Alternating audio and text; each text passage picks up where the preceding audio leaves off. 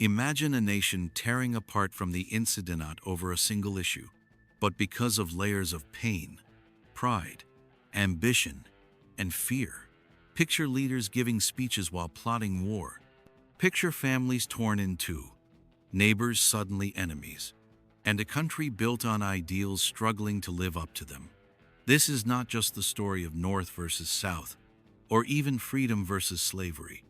This is the story of the real causes of the American Civil War, the ones your textbook didn't fully tell you.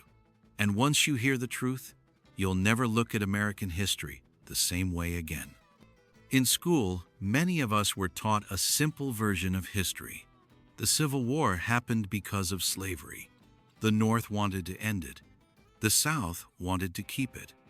Then Abraham Lincoln became president, and war broke out. While that version isn't wrong, it leaves out everything that made the war not only inevitable but explosive. To understand what really happened, we have to go back decades long before the first shot was fired at Fort Sumter. Because the truth lies not in one moment, but in the tangled roots of power, money, fear, and identity. In the early 1800s, America was still finding its identity. The Revolutionary War had ended. The Constitution was in place. But it was clear that the North and South were growing into two very different countries under one flag. The North was industrializing fast. Factories, railroads, and immigrants were flooding into cities. Capitalism was booming, and with it came a rising class of businessmen who wanted strong banks, protective tariffs, and a powerful federal government. The South, by contrast, remained agricultural. Its economy ran on cotton, and cotton ran on slavery. Planters in states like Mississippi, Alabama, and South Carolina had built enormous wealth off enslaved labor. Their entire way of life, not just economically but culturally, was tied to the plantation system. But more than that, they saw federal power as a threat.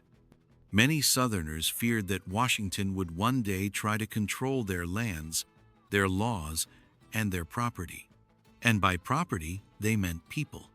So, the battle lines weren't just drawn between abolition and slavery. They were drawn between two visions of America. One vision was modern, industrial, and federally unified. The other was traditional, agrarian, and staunchly rooted in states' rights. The Constitution gave the states certain powers, yes, but who decided where that line was drawn? That question wasn't theoretical. It was political warfare. In Congress, North and South constantly clashed over everything from tariffs to territorial expansion. Every time a new state was added to the Union, the question flared up: would it allow slavery or not? The Missouri Compromise of 1820 tried to keep the peace by drawing a line across the map, literally splitting free states and slave states. But it was only a bandage on a growing wound. Then came the Mexican-American War, and with it, huge new territories. California, Texas, New Mexico. Should slavery be allowed there? The South said yes, they had fought and bled for that land, and they deserved to take their property with them. The North said no, it was time for the nation to move forward without slavery. Neither side was willing to budge.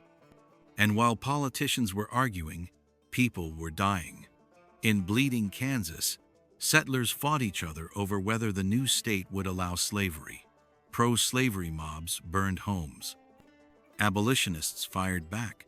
It wasn't just a debate anymore, it was a preview of the war to come.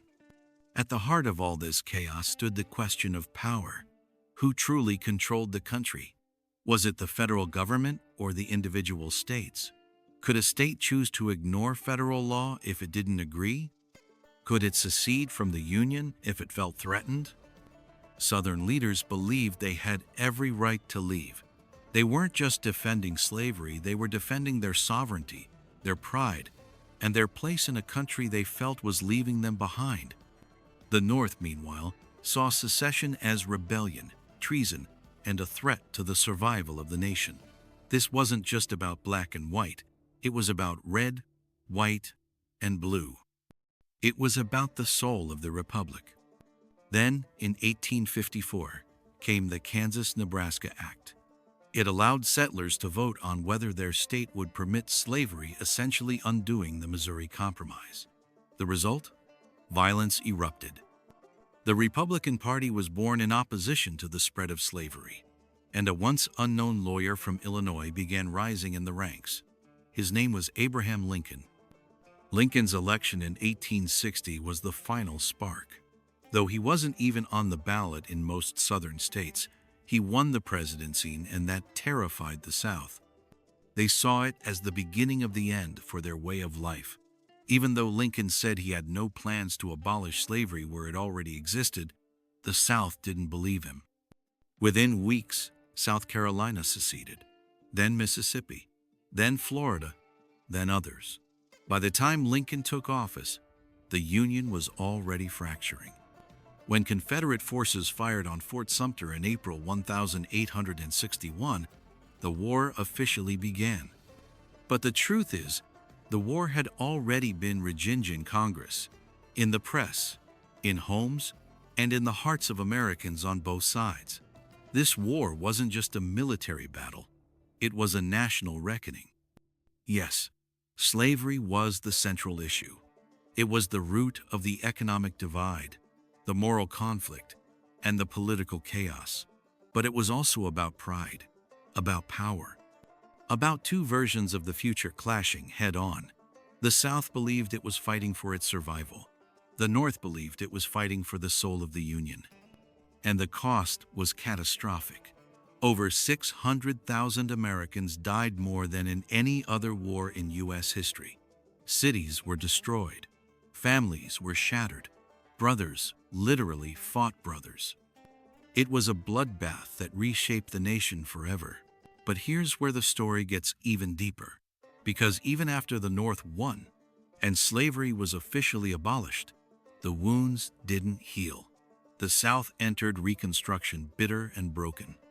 The North struggled to unify a country that still didn't agree on what freedom really meant. And racism didn't vanish, it mutated into Jim Crow laws, into segregation, into economic inequality that still echoes today. The Civil War may have ended on the battlefield, but its legacy never truly disappeared. It lives in our politics, our institutions, our symbols, and our conversations. It's in the Confederate statues we argue over. It's in the voting rights debates. It's in the very definition of what it means to be American. So why weren't we taught all this in school? Because history is often simplified to make it easier to digest. Because uncomfortable truths make people squirm. And because sometimes telling the full story means admitting how deep the scars really go. But if we want to understand our present and shape a better future, we have to stop pretending that the past was black and white. It wasn't just about slavery, or economics, or states' rights. It was about all of it, woven together into a conflict that nearly destroyed the United States from within. A war that forced America to confront its contradictions and left behind questions we're still answering today. So, the next time someone says the Civil War was only about slavery or only about politics, remember what you've heard here. Remember that history isn't just facts in a textbook, it's people, pain, power, and choices. And those choices still matter. If this story gave you a new perspective, if it opened your eyes to the deeper truths of American history, do me a favor. Like this video, leave a comment with your thoughts, and hit that subscribe button. Because we're just getting started. There's so much more history that's been hidden, twisted, or forgotten. Let's uncover it together. If this opened your eyes, don't forget to like Colorado MENT and subscribe for more untold American history. Drop your thoughts in the comments. Was this the version you learned in school? Thanks for watching, and I'll see you in the next one.